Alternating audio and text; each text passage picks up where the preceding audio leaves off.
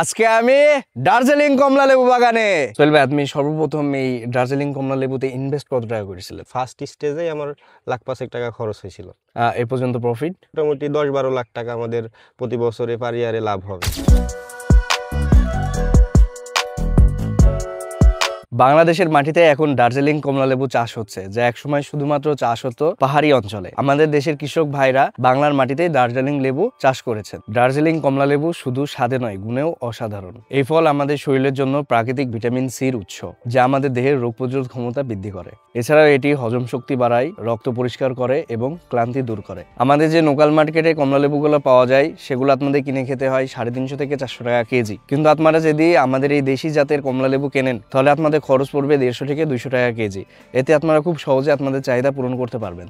আপনাদের মাথায় প্রশ্ন আসতে পারে, আসলে এই দার্জিলিং কমলা লেবুর স্বাদ কি মিষ্টি? সত্যি কথা বলতে দার্জিলিং কমলা লেবুর স্বাদ খুব বেশি মিষ্টি না। আপনারা বাজারে যেসব লেবু খেয়ে থাকেন তার থেকে হালকা একটু টক ফ্লেভার দেয়, কিন্তু এটি মানে খুবই ভালো। এতে হালকা পরিমাণে একটু বেশি বিচি থাকে, মিষ্টি এবং টক ফ্লেভার। লেবু আসলে যেরকম হওয়া উচিত।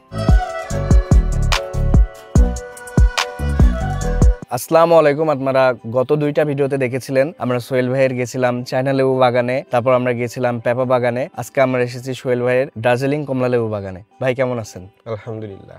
সোহেল ভাই, আমাদের বাংলাদেশে তো বেকারত্বের আর অনেক বেশি। তো আপনি যদি তরুণ কোনো উদ্যোক্তারা দার্জিলিং কমলা লেবু চাষ করতে চায়, তাদের জন্য আপনি কি পরামর্শ দিবেন? আসলে এই সাইট্রাস জাতীয় এই ফলটা দার্জিলিং কমলা একটা খুব ভালো চাষ এবং খেতেও একেবারে খারাপ না, খুবই সুস্বাদু। বিদেশি ফলের চাইতে কোনো অংশে কম না। তো কোনো উদ্যোক্তা ভাই যদি যারা বেকার আছে, যদি নিজ উদ্যোগে বিঘি 3 জমি করতে পারে, নিজের জমি হলে ভালো হয়। আর যদি জমি লিজ নেওয়া হয় তাহলে অবশ্যই 10 বছরের জন্য লিজ নিতে হবে।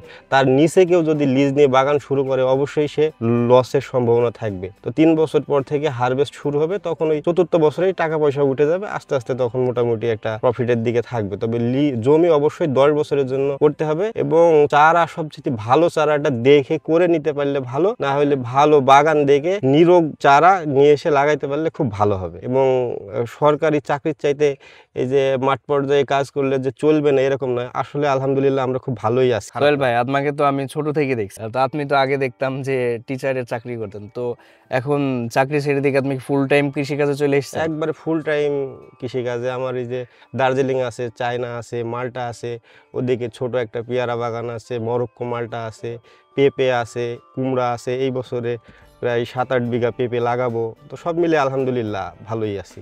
চাকরি জীবনে থেকে এখন ভালোই আছে? হ্যাঁ হ্যাঁ, আলহামদুলিল্লাহ অনেক ভালো। আচ্ছা। নিজের স্বাধীনতা, যখন খুশি যা ইচ্ছা তাই করতে পারি। আমার চাকরি করলে আমাকে কারো অধীনে চাকরি করতে হতো না, আমার অধীনেই সবসময় প্রায় 5-7টা লোক থাকে। এর চাইতে আবার কি, আলহামদুলিল্লাহ বেশ ভালোই কাটে। দার্জিলিং কমলা লেবু বাগান কত বছর ধরে চাষ করছেন? এই বাগানটার বয়স হচ্ছে আমাদের 6 বছর। আমরা এটা মিশ্র বাগান হিসাবে তৈরি করেছিলাম। হ্যাঁ, এই সাথে পেয়ারা ছিল, দার্জিলিং ছিল, আরো কিছু ছিল। তো পেয়ারা বাগানগুলো কেটে ফেলছি, আর এটা হচ্ছে 6 বছর চলছে। তার ভিতরে এই 3 বছর মতো ফল হারভেস্ট করা শুরু হয়েছে 4র্থ বছর থেকে। 4র্থ, 5ম, আর এবছর 6ষ্ঠ বছর। সোহেল ভাই, দার্জিলিং কমলা লেবু এই বাগানটা করার প্ল্যানটা কোথা থেকে করলেন? আসলে এই প্ল্যানিং ছিল হচ্ছে, এই জমিটা আমাদের 10 বছরের জন্য নেওয়া ছিল। হ্যাঁ, তো এই পেয়ারা শুরু করেছিলাম পেয়ারার সাথে এসে মিশ্র চাষ হিসাবে। তো আমাদের প্ল্যানিং ছিল যে পেয়ারা যেহেতু 5 বছর থাকবে, পেয়ারা যদি শেষ হয়ে যায় তাহলে আমাদের এমন একটা কিছু করতে হবে যে তারপরে থেকে আমাদের নতুন বাগান তৈরি করতে হবে না, পেয়ারা বাগান কেটে দেবো, আরেকটা বাগান আবার তৈরি হয়ে থাকবে। এই প্ল্যানিং থেকে আমাদের এই আসলে এই দার্জিলিং বাগানটা করা। দার্জিলিং কমলা লেবু গাছ কতটি আছে? দার্জিলিং কমলা লেবুর গাছ অনেকই ছিল, কিন্তু ওই অনেক গাছ নষ্ট হয়ে গেছে, মারা গেছে ছোট অবস্থাতে ওইগুলা।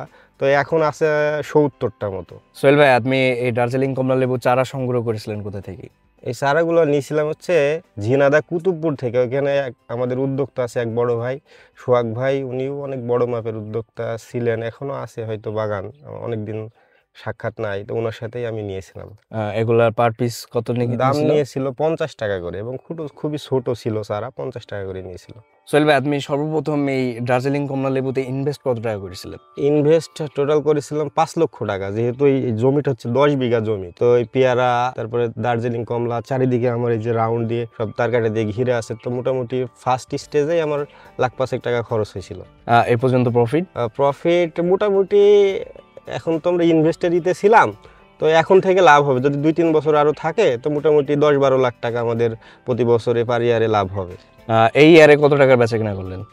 এখন পর্যন্ত বেচা কিনা হয়েছে এই কিছু মালটা ছিল, এই যে দার্জিলিংগুলা, এই সব মিলে 3.5 লাখ টাকার মতো এখনো বেচা কিনা করছি। আর এদিকে আছে, এই চায়না কমলা আছে, ওগুলা হইলে হয়তো মোটামুটি লাখ 10-12 টাকা হইতে পারে। আচ্ছা, আর আজকে আমরা দেখছি আপনাদের বাগানে হারভেস্ট চলছে, তো আজকে কত কেজি মাল যেতে পারে আপনার মনে হচ্ছে? হারভেস্ট আজকে তৃতীয় দিন চলছে। হ্যাঁ, প্রথম দিন 50 ক্যারেট ভাঙছিলাম, তারপরের দিন 50 ক্যারেট, আর আজকে যা হয় আর কি। কত করে দিচ্ছেন পার কেজি?